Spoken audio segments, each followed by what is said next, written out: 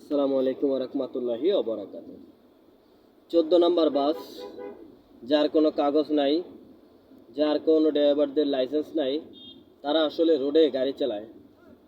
তো এই বাম সাইডে যে রিক্সাগুলো থামানো, প্যাডেল রিক্সা, দেখুন একটা লাইন ধরে আছে প্যাডেল রিক্সা।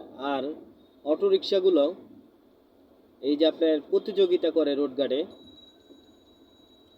আর আপনার সদরঘাটে আসলে যখন এই বাসগুলো ঢোকে, আসলে এই বাস ঘোরানোর জায়গা এবং মাটি তো নাই সদরঘাটে, যার কারণে ঢাকা জজ কোর্ট, ঢাকা সুপ্রিম কোর্ট, আপনার এই জজ কোর্টে জগন্নাথ বিশ্ববিদ্যালয়, এই জায়গাটা, এই 14 নম্বর বাস যেগুলো আছে এখানে, এই বাসের কারণে এই জায়গাটা জ্যাম হয়ে থাকে। আসলে এমনি এই জায়গাটা ছোট, এই জায়গাটা বাস ঢুকানোটা আসলে ঠিক না।